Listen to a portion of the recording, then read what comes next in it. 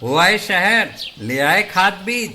हाँ भाई, लेके तो आया हूँ, पर क्या कहूँ, महंगाई इतनी हो गई है कि समझ में नहीं आता है कि खेती करे कैसे।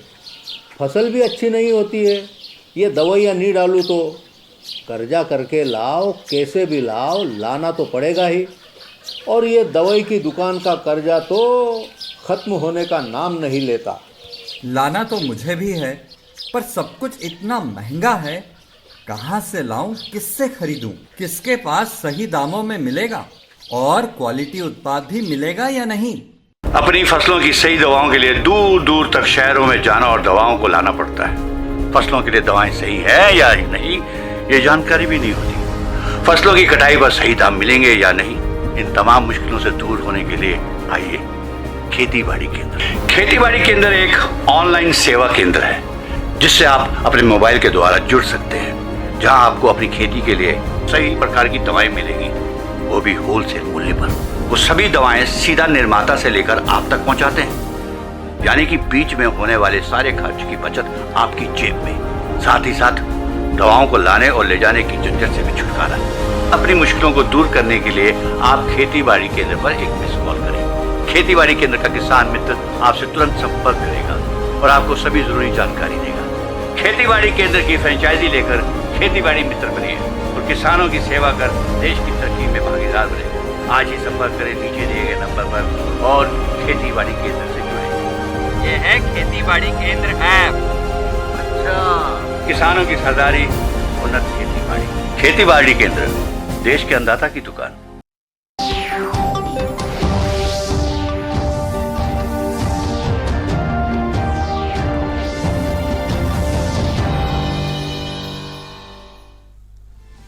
प्रधानमंत्री नरेंद्र मोदी ने दिया कोरोना से निपटने का मंत्र, कहा जहां बीमार वहीं उपचार।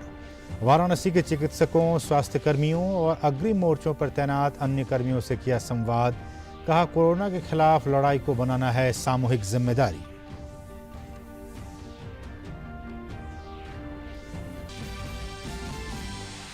ब्लैक फंगस के इलाज के लिए सरकार ने एंटी फंगल दवा एम्फोटेरिसिन बी की आपूर्ति और उपलब्धता बढ़ाने पर दिया जोर।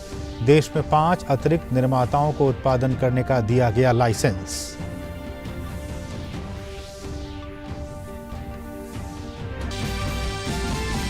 भारत में टीकाकरण के 125 दिन बाद 19 करोड़ से अधिक कोविड टीके लगाए गए। 5वें दिन देश में कोविड के नए मामलों की संख्या 3 लाख के नीचे। पिछले 24 घंटे में 4,209 लोगों की मौत।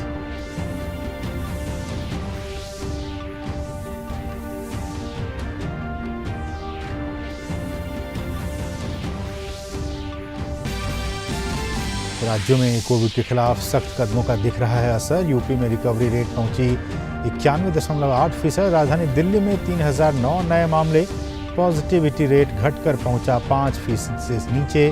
गुजरात में शुक्रवार से 27 मई तक आंशिक लॉकडाउन। वहीं रेलवे ने पूरे देश में की 775 टैंकरों से 12,630 मीट्रिक टन ऑक्सीजन की सप्लाई।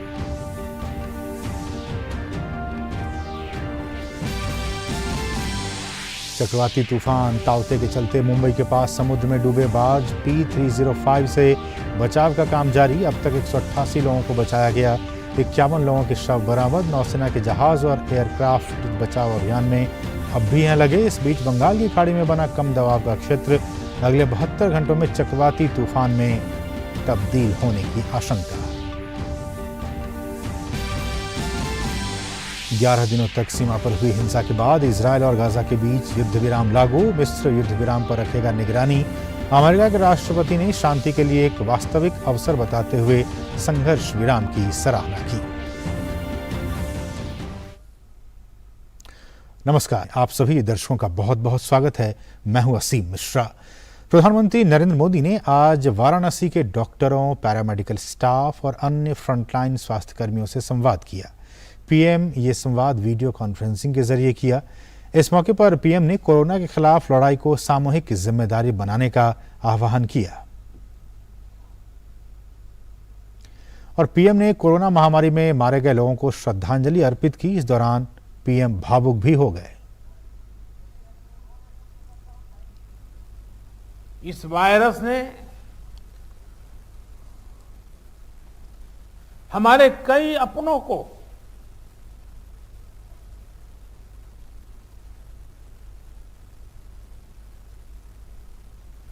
हमसे छीना है।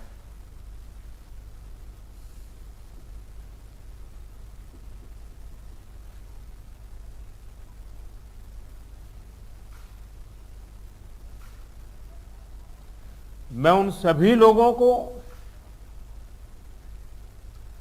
अपनी विनम्र श्रद्धांजलि देता हूं और उनके परिजनों के प्रति सांत्वना व्यक्त करता हूं। और प्रधानमंत्री ने अपने संवाद के दौरान कहा कि इस दूसरी लहर में आप सभी डॉक्टरों और स्वास्थ्य कर्मियों ने एक एक मरीज की जीवन रक्षा के लिए दिन रात काम किया। खुद की तकलीफ, आराम, इन सब से ऊपर उठकर जी जान से काम करते रहे और इसी कारण जैसे वाराणसी ने खुद को संभाला है, उसकी चर्चा पूरे देश में हो रही है। आप सभी ने एक एक मरीज की जीवन रक्षा के लिए दिन रात काम किया। खुद की तकलीफ, आराम, इन सब से ऊपर उठकर जी जान से जुटे रहे, काम करते रहे। आपकी इस तपस्या से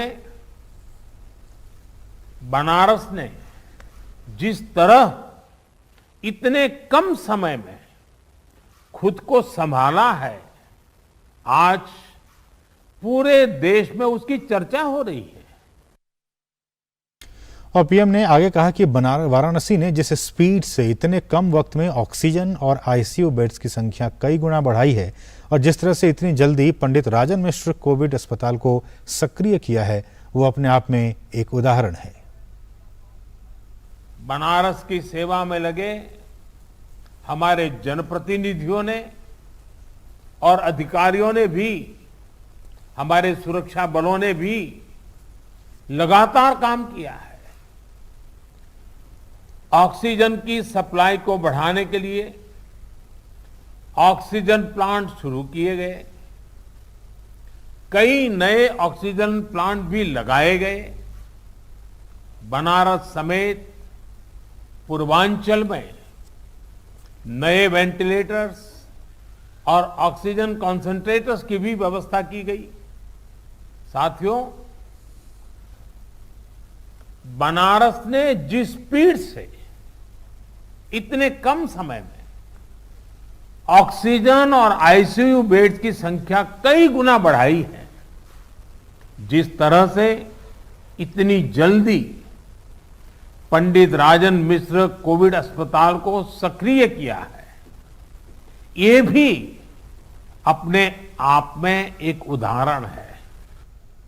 साथ ही उन्होंने ये भी कहा कि अभी हमें वाराणसी और पूर्वांचल के ग्रामीण इलाकों में बहुत ध्यान देना है और अब हमारा नया मंत्र है, जहां बीमार वहीं उपचार। इस सिद्धांत पर माइक्रो कंटेनमेंट जोन बनाकर जिस तरह से आप शहर और गांव में घर घर दवाएं बांट रहे हैं, ये बहुत अच्छी पहल है। हमें अभी एक लंबी लड़ाई लड़नी है। अभी हमें बनारस और पूर्वांचल के ग्रामीण इलाकों पर भी बहुत ध्यान देना है। और अब मंत्र हमारा क्या होगा? हर व्यवस्था के लिए, हर इकाई के लिए नया मंत्र यही है, जहां बीमार वहीं उपचार। ये हम भूले नहीं, जहां बीमार वहीं उपचार।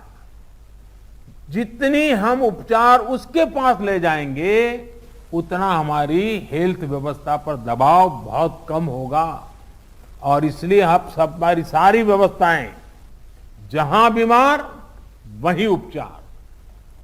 और प्रधानमंत्री ने कहा कि वैक्सीन की सुरक्षा के चलते काफी हद तक हमारे फ्रंटलाइन वर्कर्स सुरक्षित रहकर लोगों की सेवा कर पाए हैं। यही सुरक्षा कवच आने वाले वक्त में हर व्यक्ति तक पहुंचेगा। सेकंड वेव में हमने वैक्सीन की सुरक्षा को भी देखा है। वैक्सीन की सुरक्षा के चलते काफी हद तक हमारे फ्रंटलाइन वर्कर्स सुनिश्चित रहकर लोगों की सेवा कर पाए।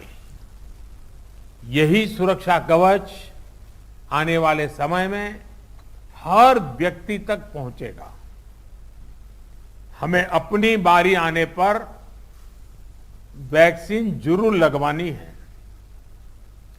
कोरोना के खिलाफ हमारी लड़ाई जैसे एक सामूहिक अभियान बन गई है, वैसी ही वैक्सीनेशन को भी हमें सामूहिक जिम्मेदारी बनाना है। साथ ही पीएम ने कहा कि हमारी लड़ाई एक अदृश्य और रूप बदलने वाले दुश्मन के खिलाफ है और इससे हमें हमारे बच्चों को भी बचाना है और उनके लिए भी विशेष तैयारी करनी है। हमें याद रखना है कि हमारी लड़ाई एक अदृश्य और रूप बदलने वाले एक दूरत किस्म के दुश्मन के खिलाफ है। इस लड़ाई में हमें कोरोना से अपने बच्चों को भी बचाकर रखना है, उनके लिए भी विशेष तैयारी करनी है। और प्रधानमंत्री ने ब्लैक फंगस की चुनौतियों को लेकर कहा कि हमारी इस लड़ाई में एक और नई चुनौती भी सामने आई है। इससे निपटने के लिए जरूरी सावधानी और व्यवस्था पर ध्यान देना जरूरी है। प्रशासन की तैयारियों को केस घटने के बाद भी जारी रखना है। हमारी इस लड़ाई में अभी इन दिनों ब्लैक फंगस की एक और नई चुनौती भी सामने आई है। इससे निपटने के लिए जरूरी सावधानी और व्यवस्था पर ध्यान देना जरूरी है। सेकंड वेव के दौरान प्रशासन ने जो तैयारियां की है, उन्हें केस घटने के बाद भी हमें इसी तरह चुस्त दुरुस्त रखना ही है। साथ ही लगातार आंकड़ों और स्थितियों पर भी नजर रखनी है। जो अनुभव आपको बनारस में मिले हैं, उनका ज्यादा से ज्यादा लाभ पूरे पूर्वांचल और पूरे प्रदेश को भी मिलना चाहिए। प्रधानमंत्री ने वाराणसी के डॉक्टरों, स्वास्थ्यकर्मियों और जनप्रतिनिधियों से वीडियो कॉन्फ्रेंसिंग के जरिए बात की और इसमें वो सभी लोग शामिल हुए जिन्होंने कोविड के खिलाफ लड़ाई में अग्रणी भूमिका निभाई है।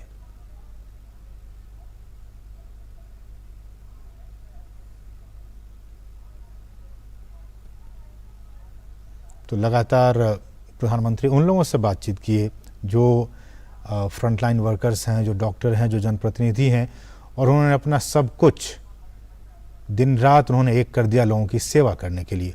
और इस सब के बीच केंद्रीय स्वास्थ्य मंत्री डॉक्टर हर्षवर्धन ने वीडियो कॉन्फ्रेंसिंग के जरिए कोरोना वायरस की मौजूदा स्थिति और वैक्सीनेशन पर 9 राज्यों और केंद्र शासित प्रदेशों के स्वास्थ्य मंत्रियों के साथ बैठक की।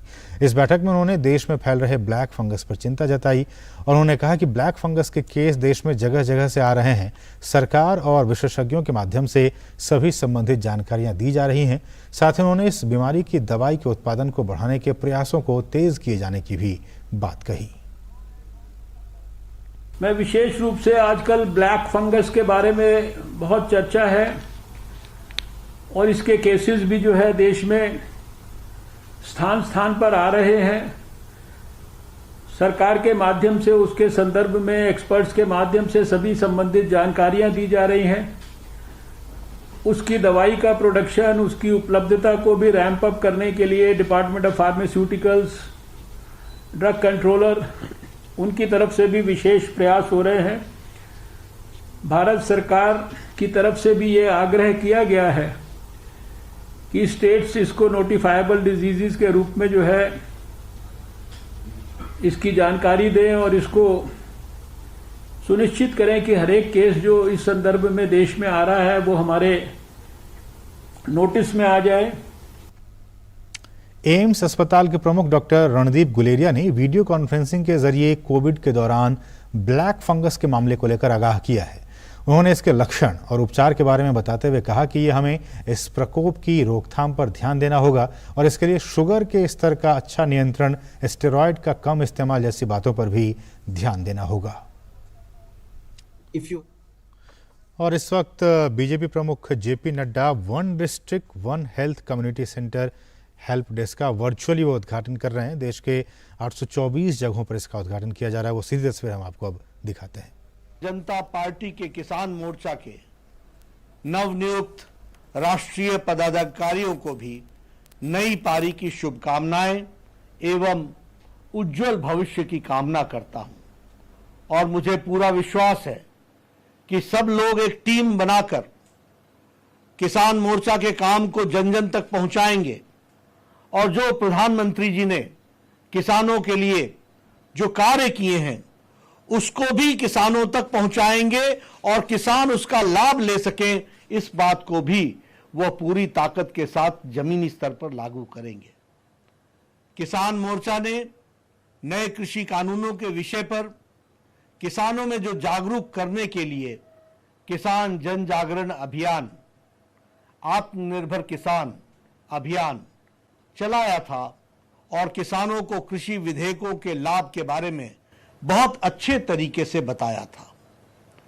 मुझे बताया गया है कि इस अभियान में के तहत देश भर में लगभग 8,581 स्थानों पर ट्रैक्टर व अन्य कृषि उपकरण का पूजन किया गया था। जिला स्तर तक किसान मोर्चा की ओर से देश भर में 550 से ज्यादा प्रेस वार्ताएं भी की गई थी। समाज के प्रबुद्धजनों से संवाद किया गया था। कृषि कानून के संबंध में शोध एवं आलेख प्रकाशित किए गए थे। कृषि कानूनों के सरल भाषा में समझाने के लिए पैम्फलेट पोस्टर बांट करके माननीय प्रधानमंत्री श्री नरेंद्र मोदी जी की संबोधित करते हुए कृषि कानून के समर्थन में पोस्ट कार्ड प्रेषित भी किए गए। मैंने इसके लिए किसान मोर्चा के कार्यकर्ताओं को बहुत बहुत साधुवाद उस समय भी दिया था और आज भी मैं उनको बधाई और साधुवाद देता हूं। मैं आज सर्वप्रथम भारतीय जनता पार्टी की ओर से देश के यशस्वी प्रधानमंत्री श्री नरेंद्र मोदी जी के पीएम किसान सम्मान निधि योजना के तहत 14 मई 2021 को 9.5 करोड़ से अधिक लाभार्थी किसान परिवारों के बैंक अकाउंट में डीबीटी डायरेक्ट बेनिफिट ट्रांसफर के माध्यम से इस योजना की 8वीं किस्त के रूप में 20,000 करोड़ रुपए से अधिक राशि ट्रांसफर करने के लिए उनका बहुत बहुत धन्यवाद। हम सब जानते हैं कि उन्होंने किसान सम्मान निधि के माध्यम से किसान के दर्द को पहचान कर उसको सम्मान देते हुए उसको मुख्य धारा में शामिल करने का काम प्रधानमंत्री जी ने किया है। किसान सम्मान निधि योजना के तहत अब तक देश के किसानों के खाते में 1.36 लाख करोड़ रुपए से अधिक राशि पहुंच चुकी है। इस योजना से अब तक देश के लगभग 10 करोड़ किसान लाभान्वित हो चुके हैं। इनमें से केवल कोरोना काल में ही 4 किस्तों में से 60,000 करोड़ रुपए से ज्यादा उन्हें पहुंचाए गए हैं। हमारे लिए हर्ष का विषय यह भी है कि पहली बार बंगाल के लाखों किसान भाइयों को भी इस योजना का लाभ मिलना शुरू हो गया है।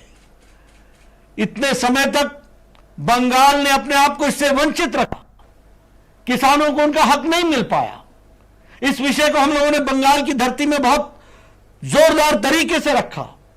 आज हमें खुशी है कि बंगाल भी किसान सम्मान निधि में शामिल हो गया। देर आए दुरुस्त आए, लेकिन किसानों की चिंता वहां हुई और प्रधानमंत्री जी का यह किसान सम्मान निधि वहां आज किसानों को मिल सका है। यह हम सबके लिए बहुत ही संतोष का विषय है। माननीय प्रधानमंत्री श्री नरेंद्र मोदी जी ने इसी बुधवार को 19 मई को ही, जैसा भूपेंद्र जी यादव जी बता रहे थे, राजकुमार चहर जी बता रहे थे कि 19 मई को ही खाद सब्सिडी बढ़ाने का ऐतिहासिक निर्णय लिया है। डीएपी खाद का सब्सिडी 140% बढ़ा दी गई है। किसानों को डीएपी पर 500 रुपए प्रति बोरी से बढ़कर अब 1200 यानी 1200 रुपए प्रति बोरी की सब्सिडी मिलेगी। इससे किसानों को डीएपी का एक बैग 2400 रुपए के बजाय अब 1200 रुपए में ही मिलेगा। सरकार इस प्रकार 14,775 करोड़ रुपए का अतिरिक्त व्यय करेगी। मैं इस ऐतिहासिक निर्णय के लिए प्रधानमंत्री जी को प्रति हार्दिक आभार प्रकट करता हूं और उन्हें बहुत बहुत धन्यवाद देता हूं। माननीय प्रधानमंत्री श्री नरेंद्र मोदी जी के नेतृत्व में केंद्र की भारतीय जनता पार्टी की सरकार अपने कार्यकाल के प्रथम दिन से ही किसानों के कल्याण के लिए प्रतिबद्ध है। हमने बहुत से नेता देखे हैं। इस देश में बहुत से लोग किसान नेता के रूप में जाने गए। उन्होंने किसानों के बारे में चर्चा की, लेकिन एक भी कार्यक्रम किसान के हित में नहीं चलाया। लेकिन प्रधानमंत्री नरेंद्र मोदी जी जब से प्रधानमंत्री बने हैं, एक नहीं अनेकों कार्यक्रम किसानों के लिए उन्होंने चलाया और किसान को मुख्य धारा में शामिल करने में भारत सरकार के हर कार्यक्रमों को उन्होंने समावेश किया है। और इसलिए किसान की आय बढ़ाने के लिए, किसान के कल्याण के लिए प्रतिबद्ध रहे हैं। किसान सम्मान निधि, किसान क्रेडिट कार्ड, फसल बीमा योजना, नीम कोटेड यूरिया। अब हमें याद नहीं कि कब किसान यूरिया के लिए कहीं लाठी चार्ज में फंसा हो। अब हमें याद नहीं कि कभी किसान यूरिया पाने के लिए वो लंबी लाइन और कतारों में खड़ा रहा हो। ये नीम कोटेड यूरिया प्रधानमंत्री जी ने लागू किया और इस कारण से यूरिया नीम कोटेड वो सिर्फ किसान को मिल सके, इसकी व्यवस्था की गई। इसी तरीके से सॉइल हेल्थ कार्ड इत्यादि की योजना, अनेक योजनाओं के माध्यम से प्रधानमंत्री जी ने लगातार अन्नदाताओं को मजबूती दी और साथ ही साथ उनको मुख्य धारा में शामिल किया।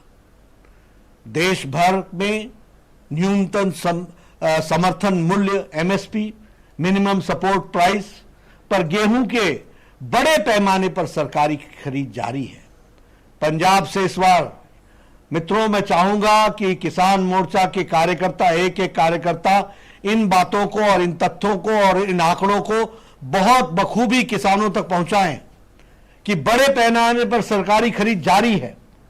पंजाब इस बार सबसे ज्यादा गेहूं की खरीद हुई है। पंजाब में सबसे ज्यादा गेहूं की खरीद हुई है। भारतीय खाद्यान्न निगम, फूड कॉरपोरेशन ऑफ इंडिया ने आंकड़ों के अनुसार प्रमुख गेहूं उत्पादक राज्यों में 13 मई तक 361 लाख टन से ज्यादा गेहूं खरीदा जा चुका है। सबसे अधिक गेहूं पंजाब से 132 लाख 10,000 टन खरीदा गया है। पंजाब की कांग्रेस की सरकार द्वारा तय किया गया लक्ष्य से भी 2 लाख मीट्रिक टन अधिक खरीदा गया है। पंजाब के इतिहास में रबी मार्केटिंग सीजन में 2021-22 में सबसे ज्यादा गेहूं की खरीद हुई है। 9 लाख से अधिक किसानों को इनके बैंक खातों में सीधा 23,000 करोड़ रुपए दिए गए हैं। लेकिन फिर भी ये लोग एमएसपी का रोना रोएंगे। फिर भी ये हमारे विरोधी जो हैं वो एमएसपी की बात को कहेंगे। एमएसपी कहीं जाने वाली नहीं है। प्रधानमंत्री जी ने एक बार नहीं अनेकों बार बताया है कि एमएसपी है, था, एमएसपी है और एमएसपी रहेगा। मोदी जी की सरकार एमएसपी का पैसा सीधे किसानों के खातों में भेज रही है ताकि किसानों को उनकी उपज का पूरा मूल्य मिल सके और बीच में बिचौलियों उसका उपयोग न कर ले, इसकी भी व्यवस्था की गई है। और पिछले साल के मुकाबले इस बार गेहूं के निर्यात में बढ़ोतरी हुई है। मार्च में खत्म हुए वित्त वर्ष में 2020-21 के दौरान 20 लाख टन से ज्यादा गेहूं का निर्यात हुआ है। कृषि विशेषज्ञों तो ये कुछ महत्वपूर्ण बातें आप सुन रहे थे बीजेपी अध्यक्ष जेपी नड्डा को। 1 district 1 health community centre help desk की वो वर्चुअली उन्होंने आज शुरुआत की है। देश के 824 जगहों पर इसकी शुरुआत की गई है। मकसद जो किसान भाई हैं उनको किस तरह से राहत पहुंचाई जाए, उनको किस तरह से मदद पहुंचाई जाए।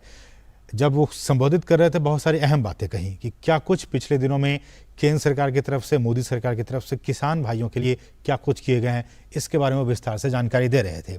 जेपी नड्डा ने कहा कि पीएम किसान निधि, जो पीएम सम्मान, किसान सम्मान निधि है, उसका मुख्य मकसद ही है कि जो हमारे किसान भाई हैं उनको समाज की मुख्य धारा में शामिल करना, और इस दिशा में सरकार लगातार कामयाब भी हुई है। उन्होंने ये कहा कि आज की तारीख में 1.36 लाख करोड़ रुपए की राशि जो है वो उन किसान भाइयों के खातों में अब तक पहुंच चुकी है जब से इस योजना की शुरुआत हुई है, और इसके जरिए देश के 10 करोड़ जो किसान हैं वो लाभान्वित हुए। तो आप समझ सकते हैं कितने बड़े पैमाने पर, कितनी बड़ी संख्या में जो देश के जो किसान भाई हैं वो इस योजना के जरिए लाभान्वित हुए हैं। जो कुल आंकड़ा उनका है वो 10 करोड़ किसान जो हैं वो इस पीएम किसान सम्मान निधि से जरिए लाभान्वित हुए हैं।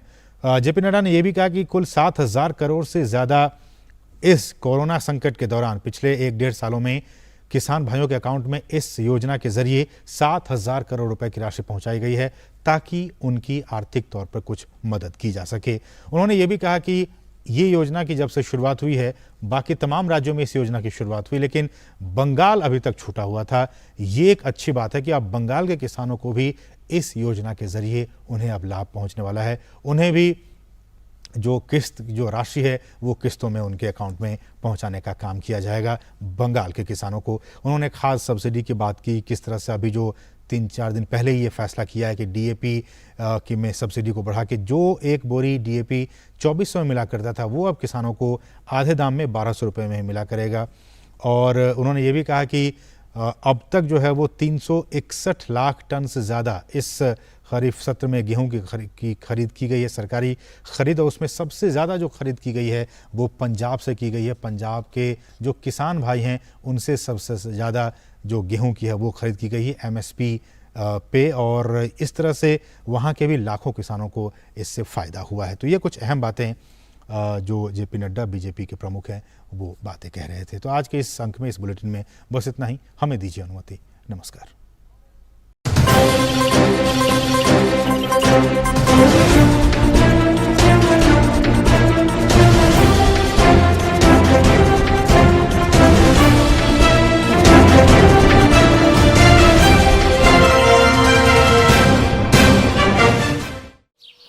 ओ काका, हुआ है शहर, ले आए खाद बीज? हाँ भाई, लेके तो आया हूँ, पर क्या कहूँ, महंगाई इतनी हो गई है कि समझ में नहीं आता है कि खेती करे कैसे। फसल भी अच्छी नहीं होती है, ये दवाइयाँ नहीं डालूँ तो कर्जा करके लाओ, कैसे भी लाओ, लाना तो पड़ेगा ही। और ये दवाई की दुकान का कर्जा तो ख़त्म होने का नाम नहीं लेता। लाना तो मुझे भी है, पर सब कुछ इतना महंगा है, कहाँ से लाऊं, किससे खरीदूं, किसके पास सही दामों में मिलेगा और क्वालिटी उत्पाद भी मिलेगा या नहीं। अपनी फसलों की सही दवाओं के लिए दूर दूर तक शहरों में जाना और दवाओं को लाना पड़ता है। फसलों के लिए दवाएं सही है या नहीं, ये जानकारी भी नहीं होती। फसलों की कटाई पर सही दाम मिलेंगे या नहीं, इन तमाम मुश्किलों से दूर होने के लिए आइए खेती बाड़ी केंद्र। खेती बाड़ी केंद्र एक ऑनलाइन सेवा केंद्र है जिससे आप अपने मोबाइल के द्वारा जुड़ सकते हैं, जहां आपको अपनी खेती के लिए सही प्रकार की दवाएं मिलेंगी, वो भी होलसेल मूल्य पर।